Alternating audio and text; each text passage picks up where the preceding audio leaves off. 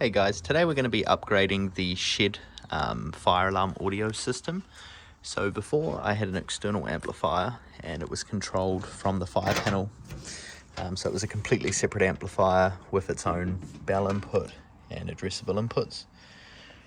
And this is all going to be replaced with just this single unit here. So it's going to be a lot more efficient. So this is going to take 100-volt audio straight from the fire panel and it's going to send it to the speaker. That way I eliminate all of this complexity. I free these modules up for other projects and it just works out a lot better that way. I really liked this enclosure. I tried to spend a lot of time cable managing it, but it is big and cumbersome and it takes up a lot of space compared to this.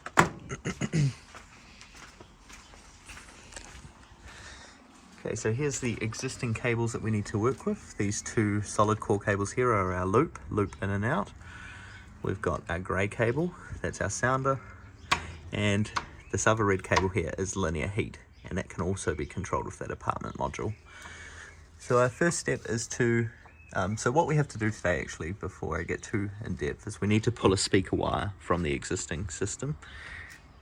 So yesterday I pulled through a 32mm conduit here, so that's where we're going to be pulling the speaker cable, and the apartment module is going to be mounted just here. So first up, let's cut a 20mm piece of conduit and get the apartment module mounted to the wall. Okay, so the back box has been installed and all the cables have been brought through. So we're going to hook in our loop to the apartment module, our speaker output and our linear heat into the loop responder input. And then all that we have to do after that is just run a cable for our speaker. I have the apartment module mainly wired in now, so you've got your loop in and loop out. Got my linear heat cable going into the conventional zone, and now we need to do the speaker cable.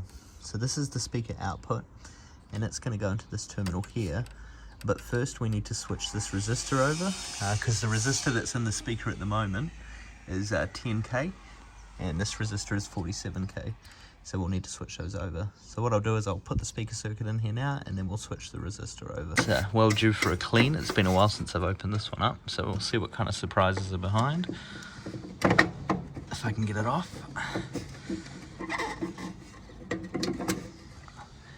Okay. Oh yeah, it's not too bad inside. There's not any signs of serious rust or anything, so that's good. What I'll do now is we'll just switch over that resistor. You can see it hiding in the back there. So we need to take that one out. And if I can do this all one-handed, it should be a miracle. I should be able to slide the new resistor in, like so, and tightening down the terminals.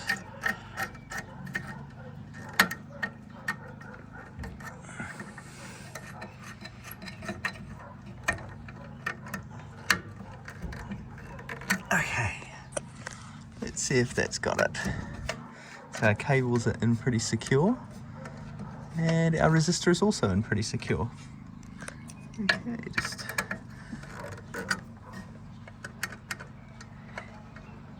that seems good to me. Now we can place the cover back on.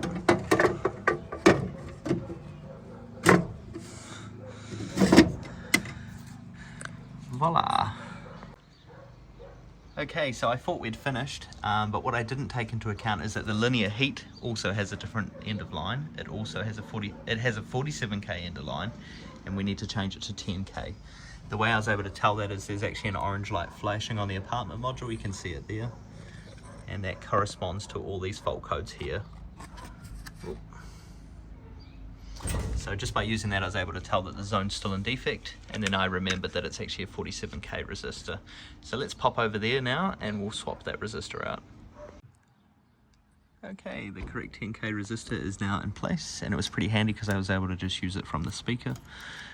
Now we can put this cover back on. The module is now happy. We've changed all the end of lines, and my goodness, that is not taking up much space anymore.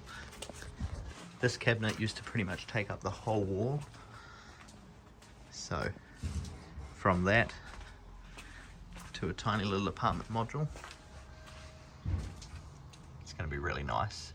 The reason I'm using these apartment modules everywhere is because it allows me to turn on and off speakers in different areas of the house.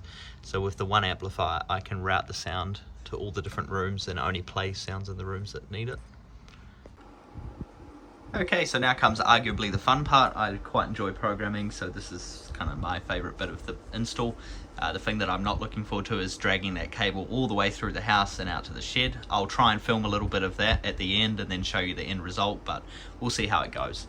So what we've done so far is we've just put in that apartment module and we've got everything to a normal condition. Now we need to start programming the apartment module in. So you can see we've got multiple defects. So we'll need to fix all that up. Oh, goodness me. So all of that's in defect. These two are in type defect because I've reused the same address, but I've changed, obviously, the device type. So, yeah. What I might try to do for this one is I will actually try doing some screen recording, and we'll see how that goes. Okay, now we can start programming the panel. So we'll just find my configuration, which is at the moment 31.1. And before we get started, I just need to change one of the 24-hour timers here. This one here should be weekday mode false. Only in the weekend for 2 minutes. Okay, that was unrelated. I was just changing the timer because I had done it on the panel rather than the configuration, and that will flag up as an issue. So we need to start working on the shed devices. What we can do first is delete all of those additional devices that we don't need. So if we start here at 14, these are the two we're going to need. 14 and 15 is the address of the new loop, the new apartment module, and all of these used to be for the old amplifier, so we can remove all of these devices here. Yes. Yep, that one can go. That one can go.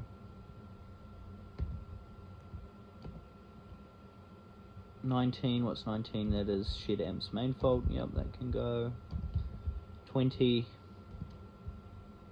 Yeah, what was 20? 20 was spare. That should be getting close. I know we still got 2 more. 21 can go. And 22 can go. So you can see how many, not only are we saving space on the wall, we're also freeing up a lot of space in the loops.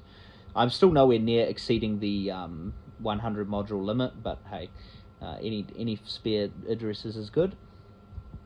So, if I'm not mistaken, that should be it for the removed devices. If we go to 23 now, we can see that 23 is dining room strobe.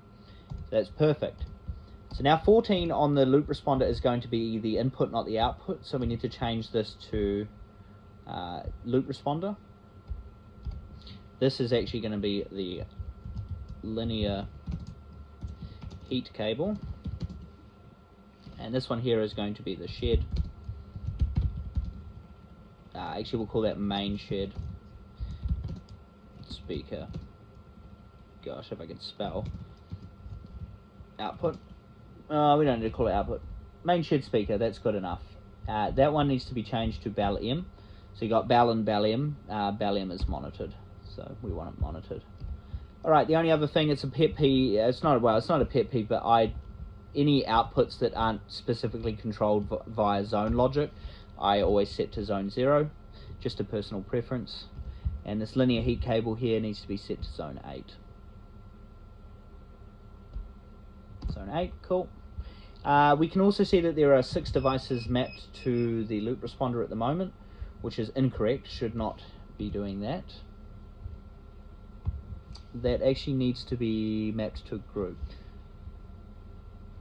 That's okay. So all the rest of it's good, but we need to assign this one to group 3. So this should now trigger group 3, which is global evacuation. And we need to add the new speaker to its own group. So I don't know why it always goes to the bottom of the page like that. So we've got a spacer here. So this is going to be our main shed speakers. So you can see all the other speaker groups there, and that controls all the speakers in the various areas. So for this one, this needs to be loop 1 module 15.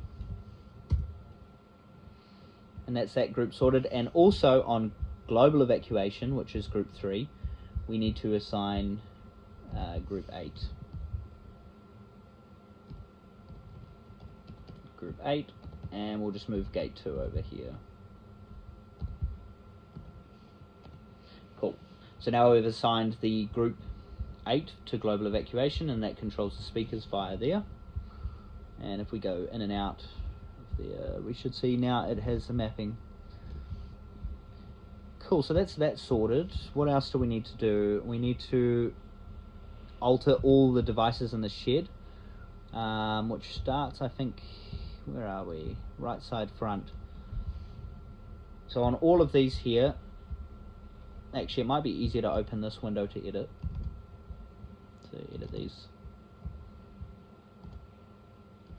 So starting here, there shouldn't be gate 6. This should now activate LED 102. And it should activate, oh, sorry, I think I booed that up. It should still trigger gate 6 because that's your any 2 logic. So if any 2 smoke detectors go off, that does global evacuation. So this should be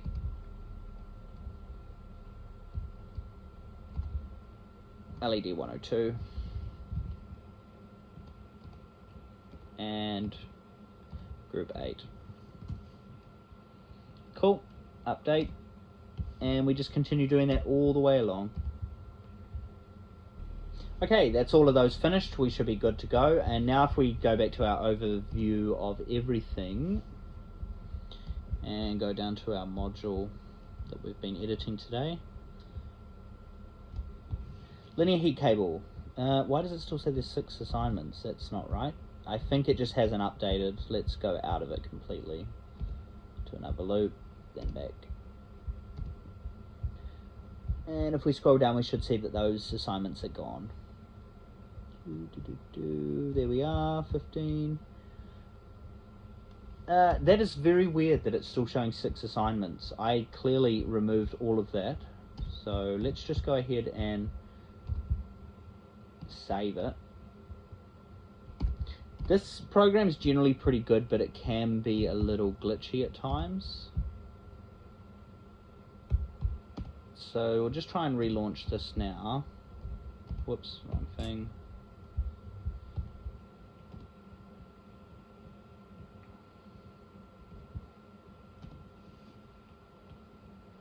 Back to loop 1.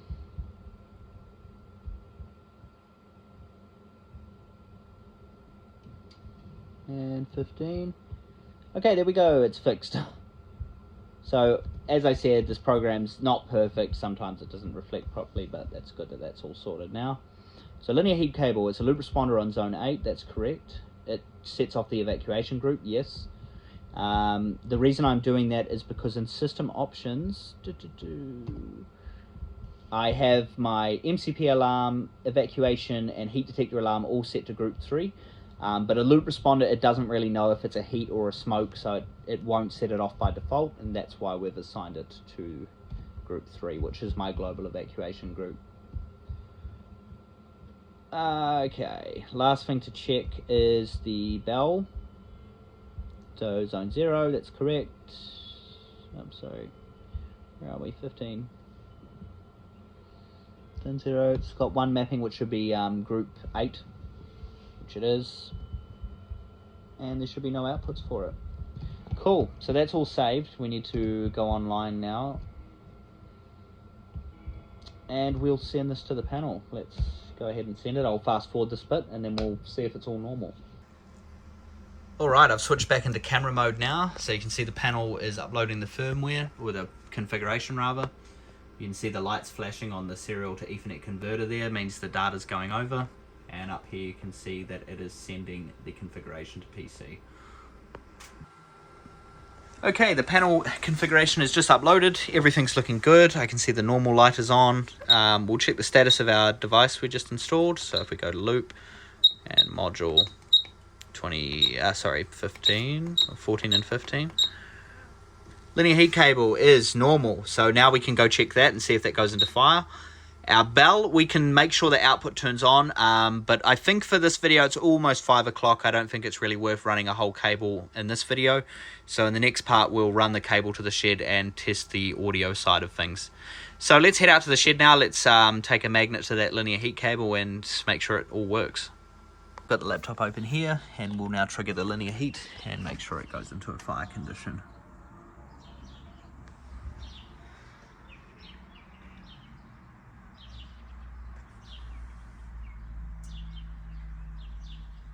There we go.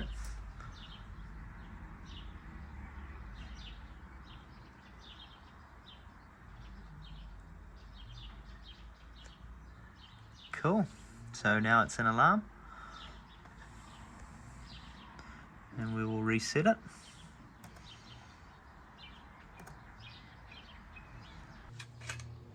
Alright, our screws are on. Now we can put the cover on and call it a day.